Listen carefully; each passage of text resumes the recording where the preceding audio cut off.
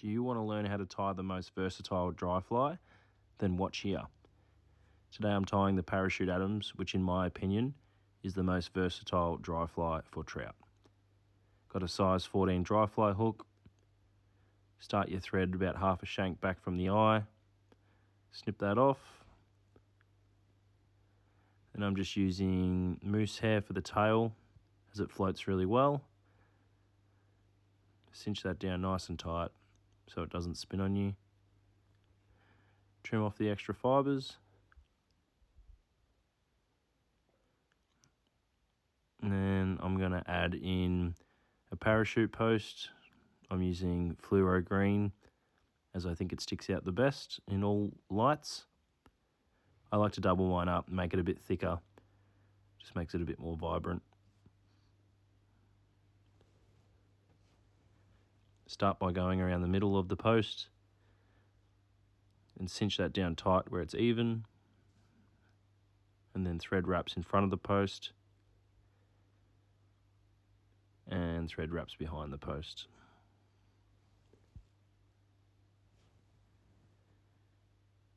Just like so.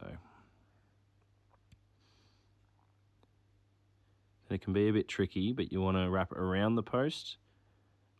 As you can see, it's slipped then. Get your thread, start off softly, and then build it up and cinch it down tighter. Just like so.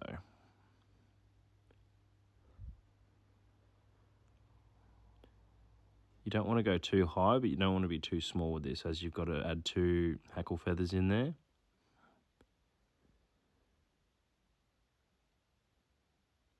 That looks just about right. And you just counter wrap that so it doesn't spin on you.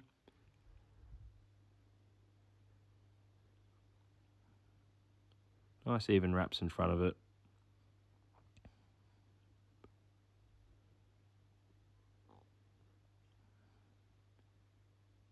Just like so.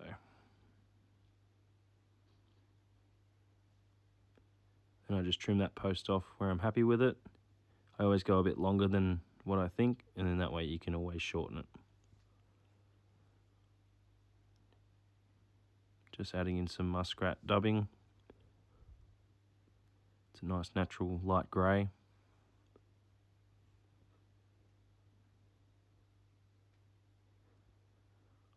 You don't want too thin of a noodle, but you also don't want it too fat. This noodle was a little bit too fat, but I committed to it anyway.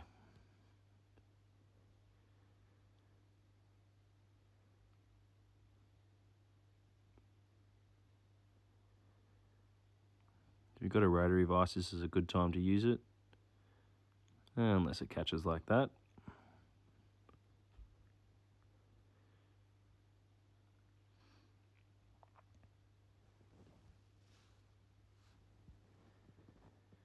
Just want nice even wraps and then build that up around the post to create a thorax. And I like to finish the dubbing off before I do my hackle feathers. As you can see, I've got a bit too much on there, but that's fine. Just trim that off.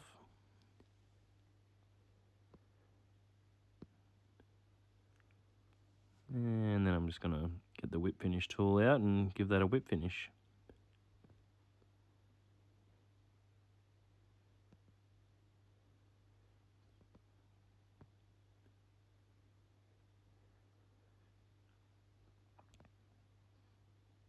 And then I just trim that off and rethread my thread on when I want to do my hackle.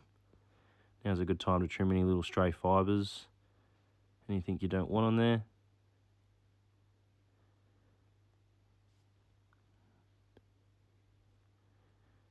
Now I'm going to add in, I've got a brown saddle and a grizzly hackle. Both in so they're facing the top. And then I find it easier if you point the fly down like so. Keeping your bobbin facing down. And then you just wrap your hackle around the post, 1 feather at a time. As you can see, I went the wrong way here, but I made it work still.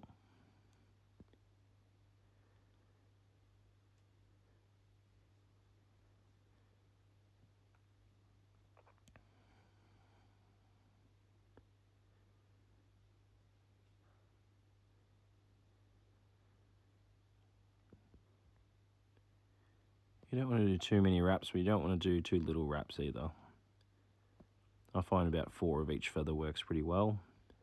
Just counter wrap that, cinch him down.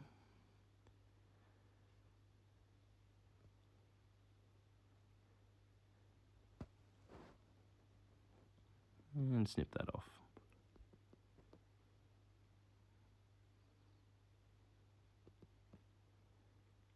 And then repeat the process with the grizzly feather.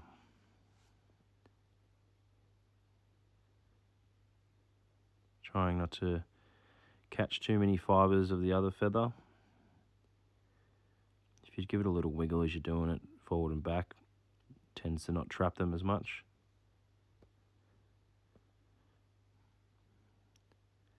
And that's the perfect amount, I reckon. Same with your thread, you don't want to trap them fibres. As you can see, I'm moving back and forth and it frees the fibres up.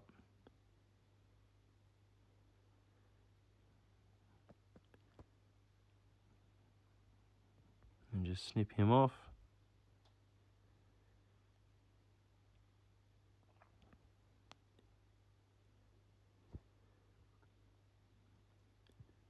And then keeping your fly facing down, grab your whip finish tool. And then just 3 or 4 turns on that.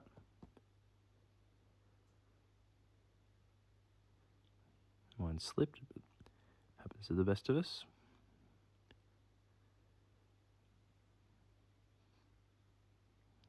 About 3.5 turns that was, and that's ample. Cinch that down, snip him off.